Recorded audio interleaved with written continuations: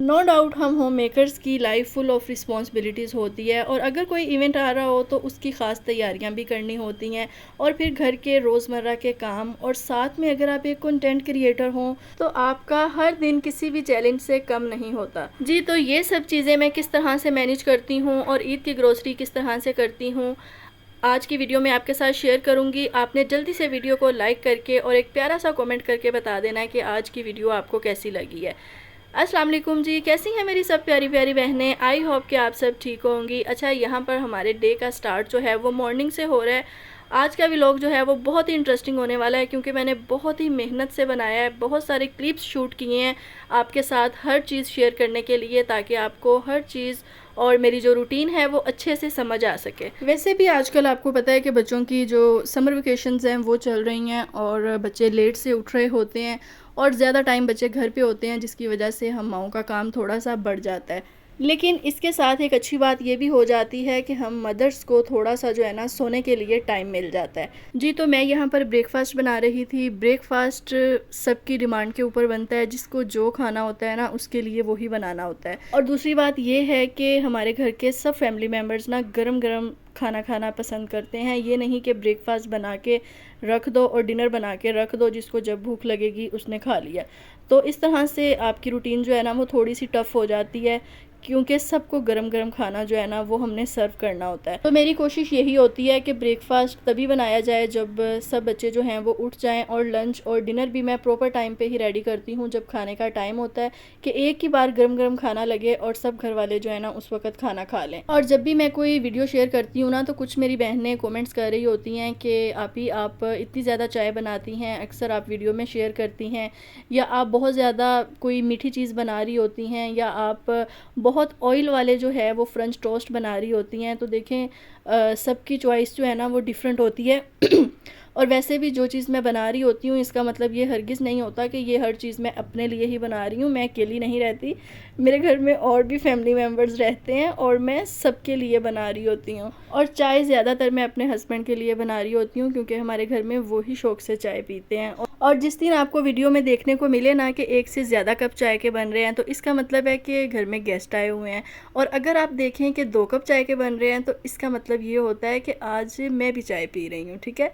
लेकिन जब 1 कप होता है ना तो इसका मतलब सिर्फ यही होता है कि मेरे हस्बैंड चाय पी रहे हैं। किसी भी मसरूफियात की वजह से या किसी इवेंट की वजह से हमारी लाइफ में जो भी मसरूफियात चल रही होती हैं ना, इस सब के साथ साथ कुछ काम ऐसे होते हैं जो डेली बेसिस पे हमें हर हाल में करने होते हैं, जिसमें सबसे पहले नंबर पे हमारे घर और किचन की क्लीनिंग आती है, और दूसरे नंबर पर मील प्लानिंग आती है। ये 2 काम ऐसे हैं जो हर हाल में आपको करने होते हैं, चाहे आप जितनी भी बिजी हैं।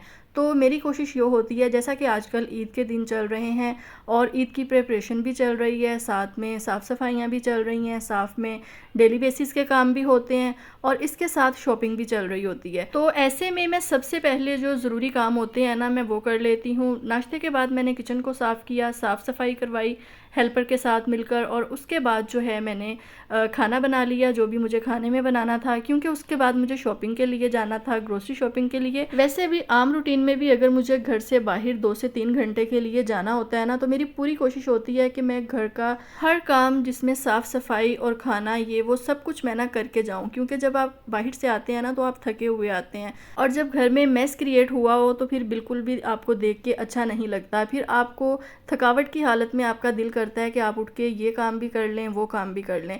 तो इसलिए मैं सबसे पहले जो है ना अपने घर के सारे काम करके उसके बाद जाती हूँ ग्रोसरी के लिए, शॉपिंग के लिए, और फिर वापस आके कुछ पल आराम से सुकून के गुजारती हूँ। जैसा कि आप सबको पता है कि ज़ुल्हज का महीना जो है वो स्टार्ट हो चुका है। बहुत ही रहमतों और बरकतों वाला महीना होता है। तो जब भी हमें ऐसा मौका मिले तो हमें ज़्यादा से ज़्यादा जो है अल्लाह ताला की रहमतों और नेमतों और बरकतों का शुक्र अदा करना चाहिए, और ज़्यादा से ज़्यादा इबादत करके और नेमतों और बरकतों को समेटने की भी कोशिश करनी चाहिए। अपनी सारी मसरूफियात के साथ अगर आप कुछ टाइम नमाज के लिए निकाल लेते हैं ना, तो यकीन करें कि आपको दिल को बहुत ही सुकून मिलता है, और बहुत ही इत्मीनान फील करते हैं, और आप बहुत ज़्यादा खुद को लाइट भी फील करते हैं। और कोशिश किया करें कि चलते फिरते घर के काम करते वक्त तस्बीहात और जिक्र अज़कार जो है ना वो करते रहें, क्योंकि ये दिन बहुत ही ज़्यादा फजीलत के होते हैं। और जिन मेरी बहनों के रमज़ान के कुछ रोज़े किसी भी वजह से अगर रह गए हैं, तो वो इन दिनों में जो है अपने रोज़े भी रख सकती हैं, क्योंकि रमज़ान के 30 रोज़े जो है ना वो हम सब मुसलमानों के ऊपर फ़र्ज़ हैं, वो किसी भी सूरत में हमने कंप्लीट करने होते हैं। जी, तो यहाँ पर आपकी बहन घर के काम काज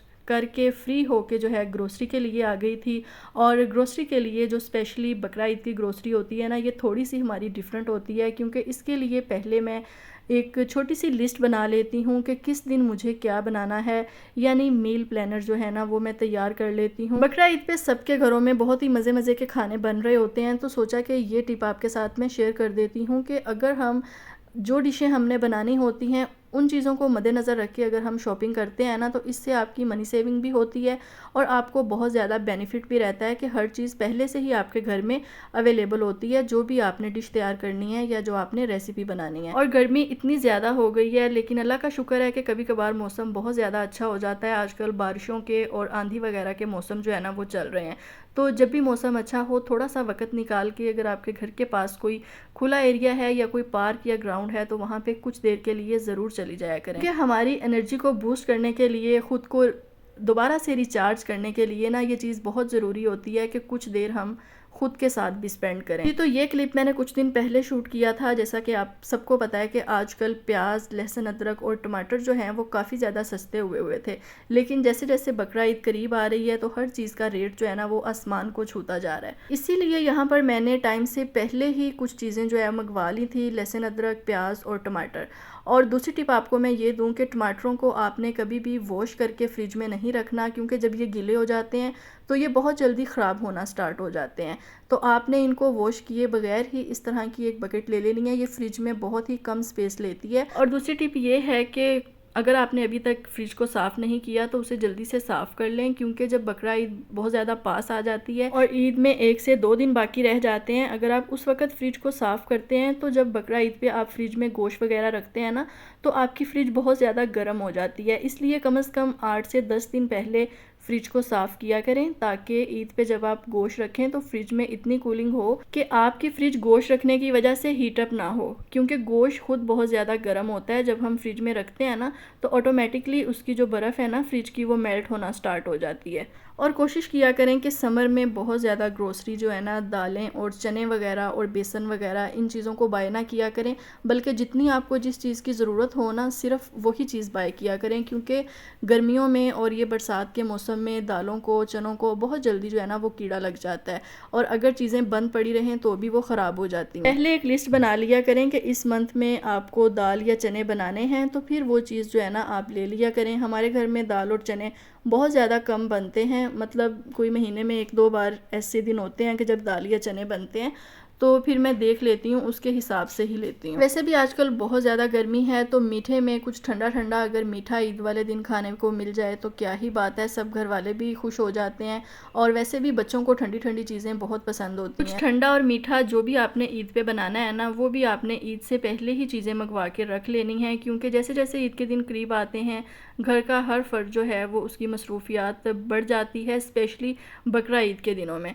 तो किसी के पास भी इतना टाइम नहीं होता, फिर हम वेट करती रहती हैं कि कोई हमें कुछ ला दे, तो हमने ये चीज़ बनानी है। तो इसलिए आपको जो भी चीज़ चाहिए ना, आपने एक ही बार लिस्ट बना के और सारी चीज़ें मंगवा लेनी है। यहाँ पर एक छोटी सी रिक्वेस्ट है मेरी सब बहनों से, जितनी भी मेरी बहनें वीडियो देख रही हैं, प्लीज़ अगर आपने अभी तक चैनल को सब्सक्राइब नहीं किया तो चैनल को सब्सक्राइब करके बेल नोटिफिकेशन को प्रेस कर दें, और अगर अभी तक आपने वीडियो को लाइक भी नहीं किया तो जल्दी से वीडियो को लाइक कर दें। ये आप सबका प्यार होता है मेरे लिए, और इतनी मेहनत से, इतने प्यार से ये वीडियो मैं बनाती हूँ आप सबके लिए, और इसके बदले में मुझे सिर्फ़ और सिर्फ आपका प्यार चाहिए आपसे। और जो मेरी बहनें बहुत ज़्यादा प्यार करती हैं, thank you so much all of you. मुझे कुछ दिन पहले मैंने एक वीडियो में बोला था कि जितनी भी मेरी बहनें मुझे रेगुलर कमेंट करती हैं उन सब के नाम मुझे फिंगर टिप्स के ऊपर याद हैं।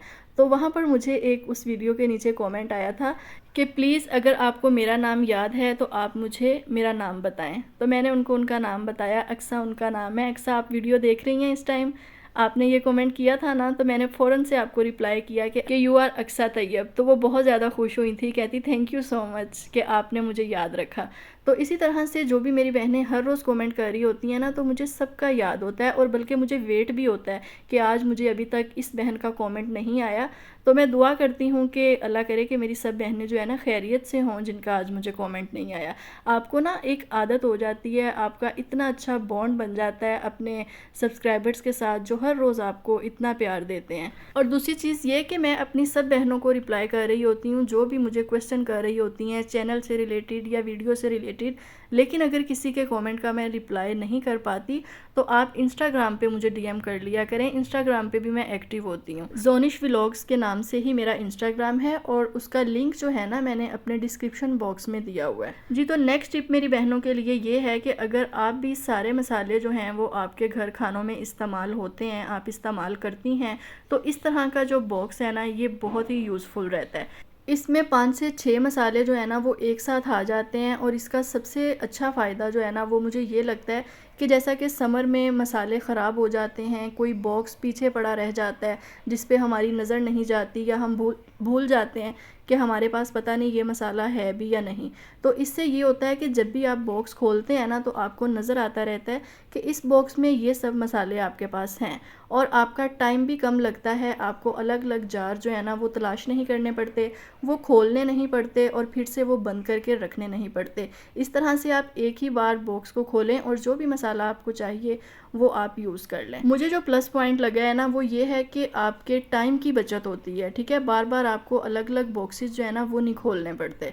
और वैसे भी ये खड़े मसाले सभी अगर एक साथ डाले हो ना तो जिस भी रेसिपी में आपने ये एक मसाला यूज़ करना है ना तकरीबन ये सभी मसाले उस रेसिपी में जाते हैं जी। तो नेक्स्ट टिप ये है कि लहसुन को छीलना थोड़ा सा टाइम टेकिंग काम होता है। तो जब मुझे लगता है कि मेरे पहले वाला जो लहसुन अदरक का पेस्ट है वो ख़त्म होने वाला है तो उससे 2-4 दिन पहले ही मैं लहसुन को छीलना स्टार्ट कर देती हूँ। थोड़ा थोड़ा करके मैं छीलती रहती हूँ, जैसा कि ये आज मैंने थोड़ा सा लहसुन जो है ना छीला है। तो अभी मैं कुछ लहसुन और छीलूँगी 1-2 दिन और उसके बाद मैं इस सब का एक साथ जो है ना पेस्ट बना के और इसे फ्रीज़ कर लूँगी जी। तो अब मैं आप सबके साथ शेयर करती हूँ अपनी पास्ता की रेसिपी जो कि बहुत ही मज़े का बनके तैयार होता है। और ज़रूरी नहीं होता, अगर आप मेरी वीडियो में कोई रेसिपी देख रहे होते हैं ना तो ज़रूरी नहीं होता कि मैंने जो भी स्पाइसेस यूज़ की हैं या कोई सॉस यूज़ की है तो वो आपने सारी चीज़ें ही इस रेसिपी में डालनी है। आप कोई भी इंग्रेडिएंट अपनी मर्ज़ी से कम या ज़्यादा भी कर सकते हैं और अगर आपके पास कोई अवेलेबल नहीं है तो आप उसे स्किप भी कर सकते हैं जी। तो पास्ता बनाने के लिए पहली टिप ये है कि आपने टमाटो पेस्ट यूज़ करना है। अगर आपके पास रेडीमेड है तो ठीक है, अगर नहीं है तो फिर आप घर पे टमाटो पेस्ट बना के फ्रेश पेस्ट बना के आप उसे यूज़ कर सकते हैं। इसके साथ पास्ता का टेक्सचर बहुत ही क्रीमी सा बनता है और बहुत ही सॉसी सॉसी पास्ता बनता है। अच्छा, मैं जब भी पास्ता बनाती हूँ ना तो मैं हर बार डिफरेंट स्टाइल से बनाती हूँ और हर बार सबको पहले से भी ज़्यादा मज़े का लगता है। मैं कभी भी जो है ना किसी भी रेसिपी को बहुत ज़्यादा कॉम्प्लिकेटेड नहीं बनाती। जो चीज़ें मेरे पास अवेलेबल होती हैं ना वो मैं डाल लेती हूँ। और शिमला मिर्च और वेजिटेबल्स जो भी आप अपनी चॉइस के मुताबिक इसमें डाल सकते हैं। बच्चे सिर्फ शिमला मिर्च पसंद करते हैं इसलिए मैं बाकी वेजिटेबल्स इसमें नहीं डालती। मैंने इसमें सिर्फ बेसिक जो स्पाइसेस हैं ना वही डाले हैं, नमक, सुरख मिर्च और सूखा धनिया, ज़ीरा पाउडर, थोड़ा सा ऑरिगेनो पाउडर मैंने डाला है। बस ये वाले स्पाइसेस मैंने इसमें डाले हैं। आप चाहें तो आप थोड़ी सी काली मिर्च भी डाल सकते हैं और अगर आपके पास क्रीम हो तो बहुत अच्छी बात है, बाद में आप उसे भी इसके ऊपर डाल के और इसे डिश आउट कर सकते हैं। पास्ते को आपने तेज़ आंच पे थोड़ी बॉईल करना होता है। अगर आप ज़्यादा मीडियम आंच पे इसे बॉईल करते हैं ना तो ये बहुत ज़्यादा फूल जाता है और फिर इसका जो टेस्ट है ना वो भी अच्छा नहीं रहता। तो आपने हमेशा इसे मीडियम से हाई फ्लेम के ऊपर ही बॉईल करना होता है। अगर आप अपने पास्ता की रेसिपी को और स्पेशल बनाना चाहती हैं, इसके टेस्ट को मज़ीद इन्हेंस करना चाहती हैं तो एक छोटा साशे जो है ना वो आपने इसमें चिकन पाउडर का भी ऐड कर देना है। उससे बहुत ज़्यादा फ्लेवर जो है ना इन्हेंस होता है। और कुछ लोग पास्ता में चिकन को बॉईल करके यूज़ करते हैं। मैं बॉईल करके चिकन नहीं डालती, मैं छोटे छोटे क्यूब्स उसके कट करके उसे सोया सॉस और सिरका लगा के कुछ देर के लिए मैरिनेट कर देती हूँ। उससे चिकन का टेस्ट भी बहुत अच्छा हो जाता है और चिकन गल भी बहुत जल्दी जाता है। खाने की कोई भी चीज़ जब भी आप बनाएं ना उसमें ज़्यादा स्पाइसेस अगर आपके पास नहीं हैं तो कभी भी ये मत सोचा करें कि मेरे पास स्पाइसेस पूरे नहीं हैं तो मैं ये चीज़ नहीं बना रही। बनाया करें पूरे दिल से और पूरी नीयत से और पूरे खुलूस के साथ बनाया करें। जब आप पूरी अटेंशन के साथ और दिल के साथ कोई खाने की चीज़ बनाती हैं ना तो हो ही नहीं सकता कि वो मज़े की ना बने। और मुझे खाने के हवाले से भी आप सबके बहुत प्यारे प्यारे कमेंट आ रहे होते हैं कि आप इतने मज़े मज़े के खाने बनाती हैं, आप एक अलग से चैनल बनाएं खानों के लिए और हमारे साथ रेसिपीज़ भी शेयर किया करें। तो आप सबकी सिर्फ मुझे सपोर्ट चाहिए ज़्यादा से ज़्यादा, ताकि मेरा ये चैनल जल्दी से ग्रो कर जाए। जब भी मेरा ये चैनल ग्रो कर जाएगा ना, तो फिर मैं दूसरे चैनल के बारे में सोच सकती हूँ, लेकिन अभी कुछ कहा नहीं जा सकता। लेकिन अगर आप सबका प्यार इसी तरह से मेरे साथ रहा तो फिर इंशाल्लाह मेरा चैनल बहुत जल्दी ग्रो कर जाएगा। Thank you so much all of you. अपनी दुआओं में मुझे याद रखिएगा। नेक्स्ट वीडियो में मिलेंगे जी। अल्लाह हाफिज़।